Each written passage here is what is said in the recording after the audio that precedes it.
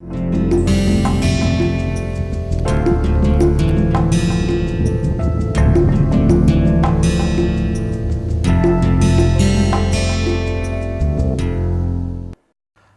friends, and welcome back to another lecture in this series on literary theory.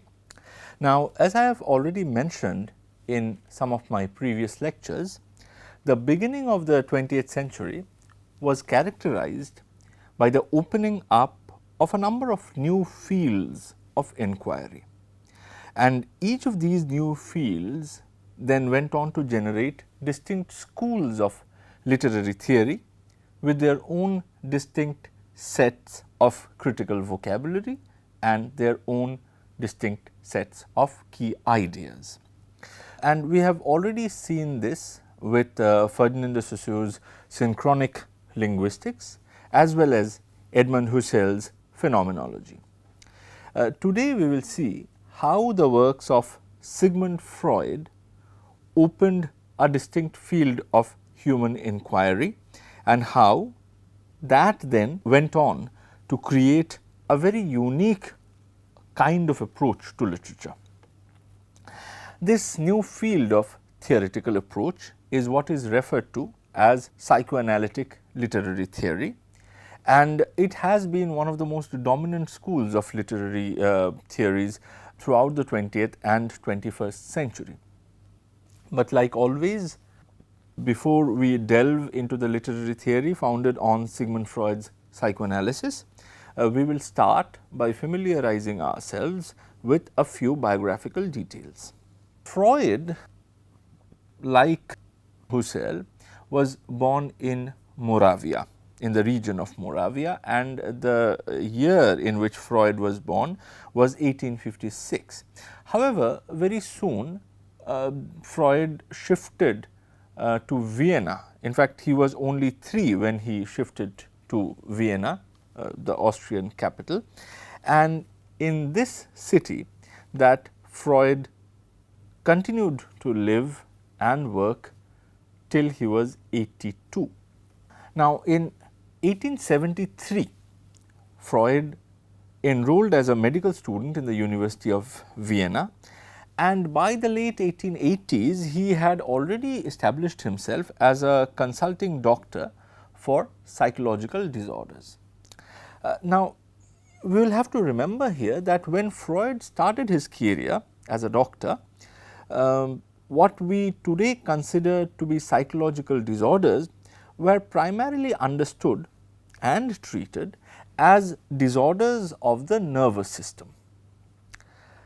But Freud started moving away from this purely physical understanding of the psychological disorders quite early in his medical career.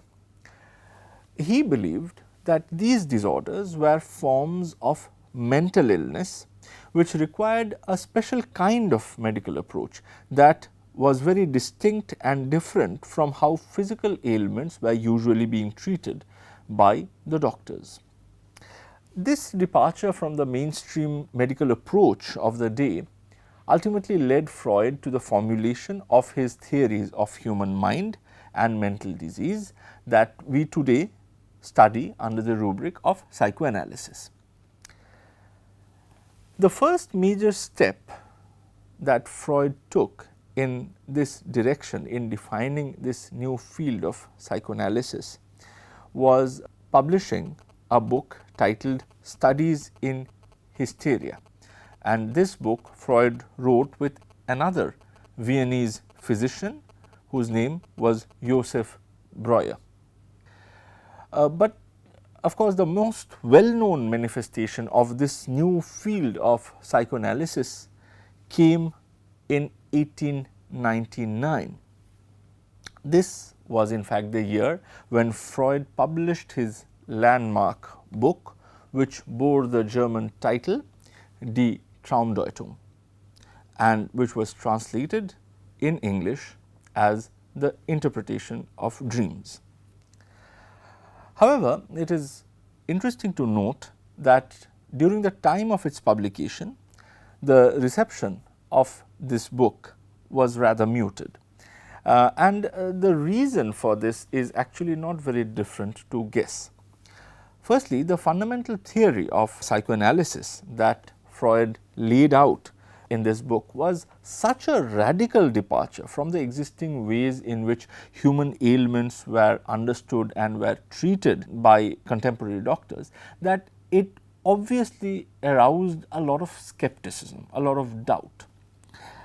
And secondly, and perhaps more importantly, the reason why the interpretation of dreams received a muted response during the time of its publication was because Freud insisted that it was the sexual desires that guide our psychological life, and also how mental diseases were formed, were caused. Now, placing such tabooed subjects like sexual desire and incest, in fact, at the heart of his theories was deeply troublesome for the conservative Viennese society of the late 19th and early 20th century. And this aspect of Freud's writing might still make psychoanalysis unacceptable to certain groups of people. However, the acceptance of Freud and his theories saw a gradual rise over the years, and by 1908, when the first International Psychoanalytic Congress was held in Salzburg, Freud was already recognized as a major scholarly figure. Now, Freud was a prolific writer, and throughout his fairly long life, he published a number of books which are today regarded as classics of Western scholarly tradition. These books include, apart from of course the books that I have already mentioned, they include names like The Psychopathology of Everyday Life, Beyond the Pleasure Principle, The Ego and the Id, Civilization and its Discontents, Moses and Monotheism, etc. Freud's fortunes, however, turned for the worse when the Nazis came to power and when they annexed Austria and took it over as part of their own kingdom, Reich. Freud himself was of course an atheist, but since he was born to Jewish parents, the Nazis came to regard his publications as expressions of what they believed to be the decadent and immoral Jewish culture. His books were therefore ceremonially burnt in 1933, along with those of several other major intellectuals, including Karl Marx. Freud himself was, however, able to escape Nazi Germany in 1938, and he sought exile in London, and that is where he stayed till his death in 1939. So, now from his life, let us move on to a study of his work. Now, since Freud inaugurated an entirely new field of inquiry, and since this field of inquiry has its own unique concepts and distinct vocabulary, we will first try to familiarize ourselves with the broad outlines of Freudian psychoanalysis, and then we will move on to a discussion of how psychoanalysis can provide us with a new understanding of the literary process. And the place where I want to start is Freud's research on hysteria, which ultimately resulted in the publication of the book Studies in Hysteria. Now, the term hysteria comes from the Greek root word hysteron, which literally means a womb. Now, the reason that this disease, which is identified as hysteria, got a name that derived from the root word womb is because it was originally believed to be a disease that was caused by quote unquote the wandering of womb away from its original place within a woman's body. In the mid 1880s, when Freud started working on hysteria, The mainstream opinion about the disease had of course moved away from the theory of wandering wombs, but it was still believed that the disease had something to do with the female reproductive organ, and consequently hysteria was believed to be an affliction that was suffered exclusively by the females. This established theory was, however, already being challenged by a French doctor by the name of Jean-Martin Charcot, who believed that hysteria had nothing to do with the reproductive organs.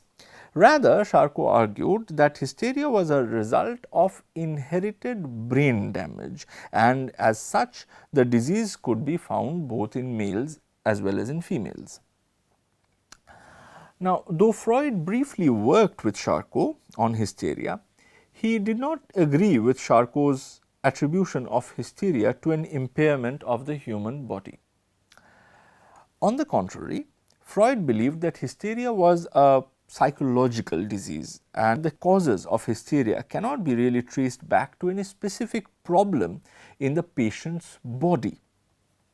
Freud argued in his turn that the cure to hysteria can only be achieved if the doctor looked into the patient's mind rather than studying his or her biological body. In the book Studies in Hysteria that Freud co-authored with Breuer, he asserted that hysteria was caused by the patient's efforts to repress a traumatic memory. That is to say, it resulted from the patient's efforts to forcefully refuse to acknowledge in a conscious state of mind the memory of a past trauma. Now, this analysis of the disease led Freud to work on a kind of cure that was very different from how hysteric patients were being treated by doctors who believed in the biological cause of the disease. And this new cure involved allowing the patients to talk about their own past and to talk about them freely, so that after a certain point the repressed memory of the trauma is brought to the consciousness. What Freud and Breuer argued was that remembering and confronting the memory of the traumatic past actually produced a release of emotions, and it resulted in something like a cathartic effect which ultimately cured their hysteria. And the role of the doctor in this line of treatment consisted in carefully listening to the narratives produced by the patients and in helping them to interpret them, where the aim of the interpretation was to sift through the narrative in such a way that the patient can identify the repressed traumatic event which was at the root of their suffering. Now, here I want you to notice one thing. Freud's major shift in understanding and treating hysteria consisted in his ability to convert the disease, to convert its cause as well as its prospective cure into the process of telling a story and interpreting a story. The hysteric patients were the tellers of the story, and Freud's role as a doctor was much like that of a literary critic who would analyze and interpret these stories. And this focus on narratives and interpretation of narratives would remain the central concern of Freud's psychoanalysis, and it therefore gives us a clue as to why Freud became so influential in the field of literary studies. In any case, moving on with our discussion on hysteria, Freud found that the repressed traumatic memory that was causing the hysteria was very frequently being related by his patients to some incident of sexual violence experienced in childhood. Now, here we need to understand something very important, which is that the very fact that something can be so repressed in our mind that it goes beyond the grasp of our consciousness means, or at least meant for Freud, that our mind has a large area beyond what is available to our consciousness, and this area, which could only be indirectly approached, was identified by Freud as the unconscious. The role of this unconscious in Freud's psychoanalytic theory is paramount, and we will talk more about it when we will later discuss in details how Freud mapped the human mind. But for now, let us come back to the repressed memory of childhood sexual trauma. Freud discovered that there was a common pattern underlying the narratives of his hysteric patients. The patients almost inevitably ended up talking about how as children they were seduced and sexually engaged by an older figure who was in most cases identified as the father himself. Now, this led Freud to what is now called the seduction theory, and in this seduction theory, the idea is that the child who was seduced by the father figure experiences a sense of trauma, but Freud argued that this trauma was not experienced when the older father figure engaged sexually with the child. This trauma was only later realized when the child was growing up and when this memory of this sexual engagement started becoming more and more traumatic to recall. And because it became more and more traumatic to recall, because of course the child then comes to realize that this is not socially acceptable, the growing child learns to repress it, learns to push it away from the pale of consciousness to the area of the unconscious. Now, this seduction theory is a neat enough theory, but Freud pretty soon rejected this seduction theory, and he came up with a new theory regarding the cause of psychological disorder like hysteria. And this new theory would actually effectively reverse the earlier understanding of the seduction drama. In this new theory, Freud proposed that the sexual event in the childhood might not be a real event at all, but it might just be what he called fantasy. Now, this term fantasy is very important to Freudian psychoanalysis in general, as well as psychoanalytic literary theory in particular. So, we will need to understand this. So, what is fantasy? Well, in psychoanalysis, fantasy means creating an imaginary scene that would allow someone to fictively enact his or her own desire that is too problem to be admitted or enacted in reality. And why this notion of fantasy is important in the study of psychoanalytic literary theory, we will come to it when we discuss Freud's essay on daydreaming later in one of our future lectures. But here we are faced with a question, which is that how does this new theory based on fantasy address the cause of hysteria and such other psychological diseases? Well, according to Freud, the scenes of seduction by the father depicted by the patients were actually fantasies which enabled the patients to enact in their imagination and in a distorted form their sexual desire towards their parent figure. Now, therefore, what was being repressed was actually not the trauma of being sexually defiled, but what was being repressed was the sexual desire of the child, because the child while growing up comes to learn that such a sexual desire directed at a parental figure is socially taboo, and then the child starts repressing it and pushing that desire into the unconscious. Now, it was this stress on sexuality that made Freud's psychoanalysis a difficult theory to be accepted within the social mainstream. Indeed, his collaborator Breuer parted ways with Freud precisely because he was not comfortable with Freud's locating of the causes of all psychoanalytic diseases within the sexual desires of his patients. Yet, rather than abandoning this theory of psychoanalysis based on sexual desires, Freud actually elaborated on it and made it the cornerstone of his 1899 publication, The Interpretation of Dreams.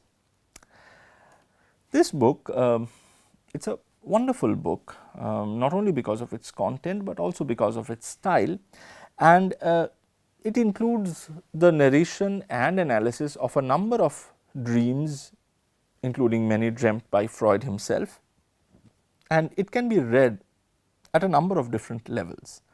So, at one level it can be read as an elaboration of Freud's theory of psychoanalysis, but of course, the book has many other facets, and therefore, they can be read equally fruitfully as pieces of Freud's autobiography, which the dreams which come together to form this book, or even the book can be read as a history of dreaming and a history of interpreting dreams. My favorite way to read the book, of course, is like a collection of mystery stories, where each dream, like a scene of crime in a detective novel, presents us with a number of cryptic clues, and Freud, like a good detective, leads us through an analysis of these clues to a comprehensive understanding of what they really represent and what is their underlying reality, underlying truth. Now, the question is, why did Freud decide to write a book on dreams at all after he had worked on Hysteria? Well, as I mentioned just a few moments earlier, the concept of an unconscious mind played a very important role in Freud's engagement with Hysteria. If certain memories were being repressed out of the conscious mind, then they were definitely being stored somewhere, because otherwise these memories would not be able to resurface at a later point in time, as they were doing when his hysteric patients were talking about their past. Now, Freud believed that these unacknowledged memories were being stored in the unconscious area of the mind, and that this unconscious formed a basic characteristic of all human minds and not just the minds of his hysteric patients. Now, the problem with this conceptualization of the unconscious is that since it exists beyond the pale of our consciousness, it is very difficult to know anything about it directly. Indeed, one might even doubt its very existence. Freud, however, realized that the unconscious can actually be approached through studying a person's dream, which usually plays out in the gray zone between our consciousness and our unconscious mind. So, when we go to sleep, the boundaries of our consciousness are relaxed, and a limbo between the consciousness and the unconscious mind is exposed. Dreams are actually products that get generated within this limbo. But what is interesting is that they are still very frequently available to us even when we wake up and even when the boundaries of our consciousness crystallize again. That is to say, we can still remember some of our dreams that we had dreamt in our sleep even after we have woken up. Freud discovered that these remembered dreams can act, as he called, and I quote, the royal road to the unconscious. And in the interpretation of dreams, this royal road to the unconscious leads the reader to the seat of uninhibited sexual desires, which according to Freud animates all human mental life. But we will discuss Freud's understanding of sexual desires in our next lecture. Right now, what I would like to do is I would like to focus on how Freud reads the narrativized dreams as manifestations of the unconscious. Now, Freud argues that the dreams that we dream do not transparently mirror the unconscious, but rather reflects it in a distorted form. This translation of the unconscious content into the dream is what Freud describes as dream work. So, to begin with, we will first try and understand this dream work, and it is with an analysis of this dream work that we will end our lecture today. So, again to start with, the dream work relates two different things. This is the first thing that we need to understand. Dream work is a translation of one thing into another thing. So, what are these two things within which this translation happens? Well, first there is something which Freud refers to as the latent content, and then there is something which Freud refers to as the manifest content. Dream work happens when latent content is translated into manifest content. But then what are these two contents?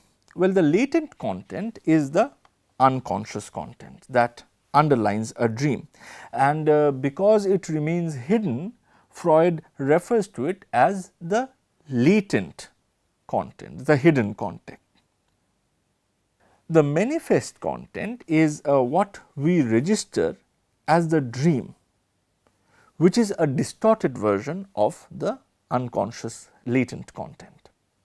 Now, here we are going to keep aside, for the time being at least, two very important questions, but I would like to state these questions here. The first question is, what exactly constitutes the unconscious latent content? And the second question is, why does the latent content have to be distorted and transformed so as to make way into our dreams? In other words, why can't our dreams reflect like a mirror exactly what is there in the latent content? Now, both of these questions are significant and we will take them up in our future lectures, but right now let us see what are the processes through which latent content gets transformed into the manifest content. In other words, what is the mechanism of dream work? Now, this transformation, this mechanism of dream work primarily involves two processes. One is condensation and the other is displacement. So, what is condensation? Well, one of the ways in which the dream work distorts the latent content is by clubbing together, by bringing together a number of objects, people, places, and representing all of this variety through a single dream image. So, the images that we see in our dreams are most often, they are like shorthand symbols which signify in a compressed form a variety of things. Let us say that I have a crucial exam and I go to sleep the night before that exam worrying not only about how I will perform in it, but also about what will happen if it rains and if I fail to reach the exam hall in time. Now, let us assume that in my dream I see myself wearing a black hat with a large flattened top. Now, this black hat is obviously representative of a black umbrella held over one's head, and it clearly connects with my fear of it raining in the morning and the possibility of my failing to reach the exam hall in time. But this hat that I see in my dream also reminds me of the peculiar kind of academic headgear that one usually wears during graduation ceremonies, which also has a flattened top. Now, since this academic headgear signifies academic success, you wear it to your graduation ceremony, it can be seen as relating to my worry about how well I will be able to perform in my exam, whether I will be successful or not. So, as you can see in this example, the hat that I see in my dream fuses within itself at least two different and unconnected objects. It is this process of fusing together different things in the form of a single image that Freud refers to as condensation. So, the hat that I see myself wearing in my dream is a condensed image of various different things, like the umbrella for instance, or the academic headgear. Now, this process of condensation results in dream images being overdetermined. This is also a very important word, and this actually should be a familiar term to you, because we have already discussed this term in the context of Althusser's theory. And from that discussion we know that overdetermination happens when a single thing is related to multiple causes. Now, since a condensed dream image has a number of constituent elements which fuses to form it, just like the image of the black hat was formed by fusing together the images of an umbrella and of an academic headgear, Freud refers to the manifest contents of our dreams as overdetermined. And this should also show you that there is no one-to-one correspondence between what appears in the manifest content and what is there in the latent content. So, now let us come to the other thing that goes on in the dream work, which is displacement. Freud argues that certain aspects of the latent content often gets represented in the manifest content through images which are not connected to it in any integral manner. In fact, the connection is so flimsy between the manifest representation and the latent thing that is being represented that when this connection is revealed, Freud says that, and I quote, "It gives the impression of being a bad joke or of an arbitrary and forced explanation dragged in by the hair of its head." Indeed, the very purpose of displacement seems to be the obscuring of the latent content through a moving or a shifting away from it. And our next lecture we will come to the point as to why this shift, why this move away from the latent content happens in our manifest content. But right now let us discuss an example of displacement which Freud gives when he refers to a patient who has this strange dream of strangling a white puppy. Now, when this particular dream was finally connected to the latent content by Freud, it was discovered that the white puppy, the dog, actually stood for the patient's sister-in-law. This lady, the sister-in-law, who was intensely disliked by the patient, had an excessively pale complexion, and in one argument that she had had with the patient, she was abused by the patient as a dog who bites. So, in the manifest content of the dream, the murderous rage that the patient felt towards the sister-in-law gets displacement in the form of an image of the patient strangling a white puppy. So, with this explanation of the dream work, we end our lecture today. In the next lecture, we will take up for discussion Freud's understanding of sexuality as well as his unique map of the human mind. Thank you for listening.